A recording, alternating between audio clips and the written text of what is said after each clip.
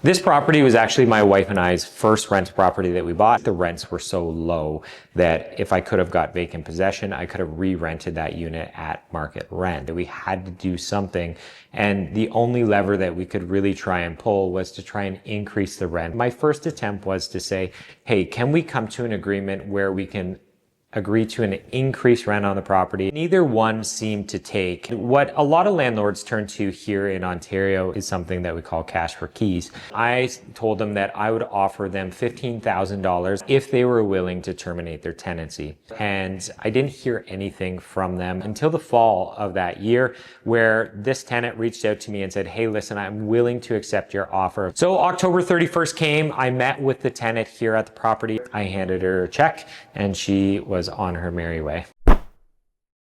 So the next question that we had to kind of assess, or decision that we had to make, was, do we try and re-rent the unit as it stood with kind of being dated, just give it a clean, put it back out there on the market and re-rent it?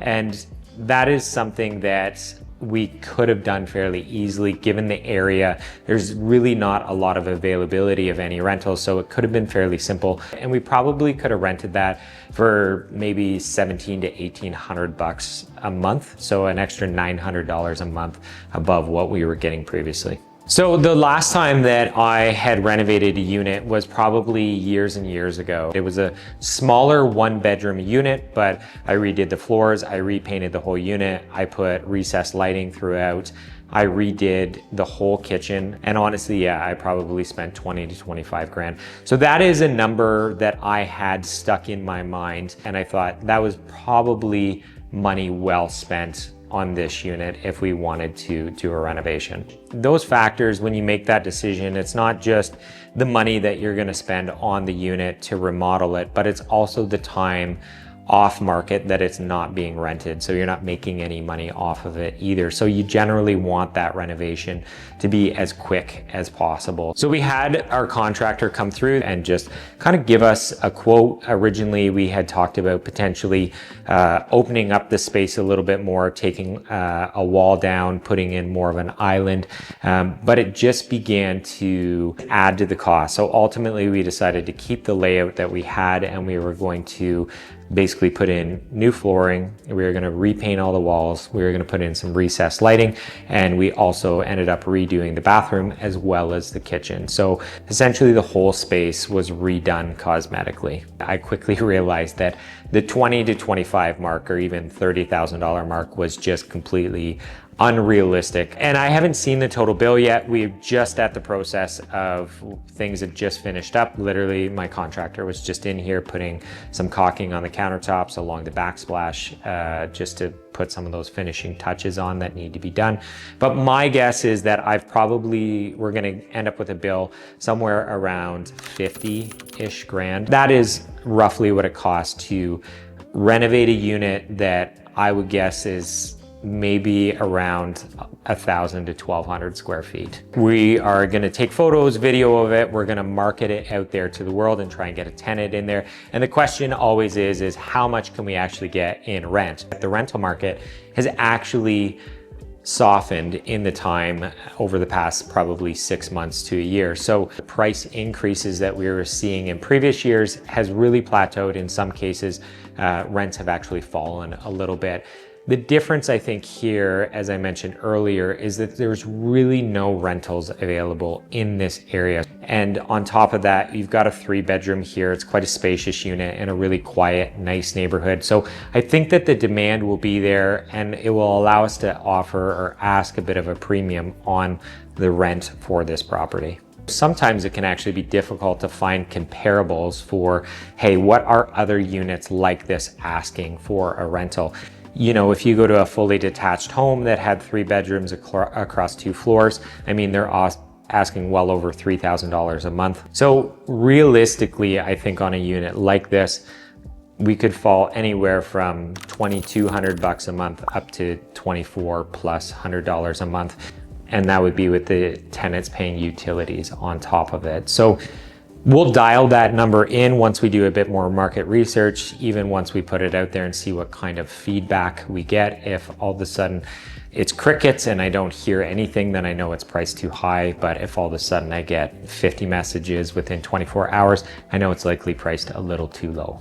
So in the event that we can get this rented for what I think we could, roughly, we're gonna see about a $1,300 to $1,400 increase per month in what we're getting for rent. So then it begs the question of, now I've offered cash for keys to tenants, I've also spent all this money on a renovation. What's the payback on that? How long is it gonna take for me to recoup my money, and was it worth it? With an increased rent of around $1,300 to $1,400 a month, that all of a sudden means my payback on this is just shy of 4 years, which is pretty long. So there may be some of you that look at it and think like, man, that doesn't add up on paper to all of a sudden spend all this money and you need to wait almost 4 years before you even break even on the money that you've spent. But the other factor that I haven't talked about is the increase in value. Not only does the improvement to the unit increase the market value of the property if I were to sell it, but on top of that, having the increased rent from the new tenant also helps to increase the value on the property as well in the event that I sell it and somebody wants to buy it as strictly a rental property. While I haven't taken the time to sit down and look at exactly what the increase in value has been or what it will bear on the market if I put it on the market right now, I certainly know that the increase in value to this unit, not only from the renovation, but from having a new tenant in here, is certainly more than the $65,000 that I spent on the property. So from that standpoint, in the event that all of a sudden I decide that I want to exit from this property, I want to sell it and put it on the open market, I now have not only a dramatic increase in value of the property, but I just have a much more sellable property, either to somebody that wants to buy it as an investment property. What they would likely do is ask for vacant possession of the other unit, and then they could remodel potentially and re-rent at the increased rent, knowing that they already have a solid unit here with a solid tenant in there paying market rent. Or if somebody wanted to move in to the other unit, ask for vacant possession and move in there themselves, then they've got a great tenant over here paying top rent that would help them subsidize that mortgage for themselves. Strategically, am I gonna see a payback right away if I hold onto this property for the long term? No, I'm not. But what I have done is I've positioned myself not only to sell the property and add value to it, but in the event that, let's say, I want to borrow against this property, it's now easier for me to do that. Number one, because I'm generating more income on the property, which the bank wants to see, but also the value of the property has increased as well. So taking steps like this on individual units in rental properties is kind of the name of the game if you want to continue to grow, which I quickly realized through COVID as my mortgage payments went up. All of a sudden the bank looks at you and thinks, wow, you've got a lot of debt on these properties compared to the income that you're generating. So it's important that I continue to turn these units over. And one thing, if I could go back, is I would actually go back and try and make that attempt sooner, probably when I would have potentially had to offer less for cash for keys. And yes, may I have not gotten as much rent when I re-rented.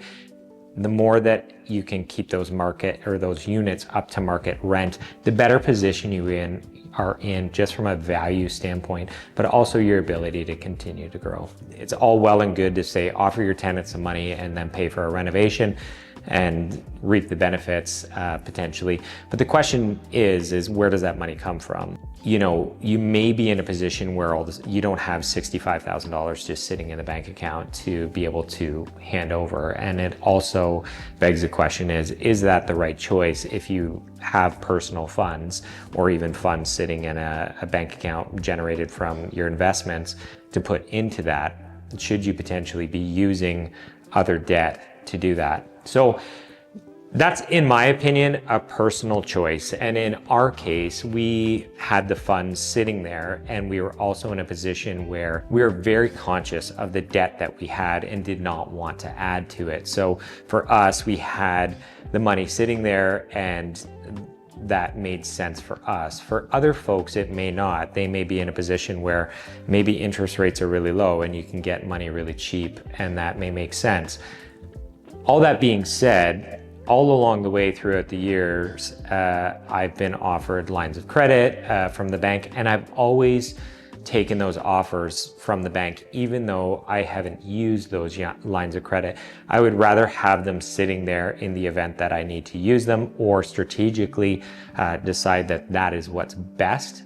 And it's not to say that even though I've paid for these renovations and the cash for keys with personal funds, I may look at restructuring debt in the near future, and that may all be a factor when it comes to that, of recouping some of that money. But either way, if you're gonna jump into a scenario like this where you're gonna offer cash for keys or do renovations, is you need to have some form of funds that you can access fairly quickly, whether that's a line of credit or personal funds. You need to have that there. As to what is the right way to do that, is I do think that there's enough nuance to that conversation that depends on your personal circumstances. The other piece that I would add, and I've touched on it, and it's tough to necessarily quantify on a spreadsheet, but I think there's something important about putting rental units out there that are good, clean spaces, that are safe, that a good tenant can move into. They can take pride in it. They're not moving into some dumpy spot. And the reality is, as a landlord, is you're rewarded for that. You're rewarded with high rents, but you're also rewarded with good tenants, especially in an area like this where there's lots of families and there's just not a lot of rental options for folks like this. And honestly, the reason that I share this is because I wish there was a video like this when I started investing in real estate. And more, there's more people putting that out there.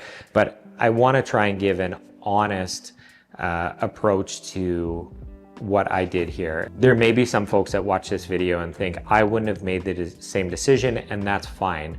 But for me, when I look at buying my properties, it's always been our goal to hold them for the long term. So I have a long-term perspective on this. Other folks may look at it and think, well, you should have flipped that property over sooner, or possibly never even bought it. And who knows, hindsight is always 20/20. That could be true, but hopefully what this does for you is it allows you to go forward with more education and just be able to make better decisions when it comes time for you to either purchase your first rental property or think about the prospect of going through the cash for keys process, or working on units and working with your tenants to come to an agreement that's win-win for both of you.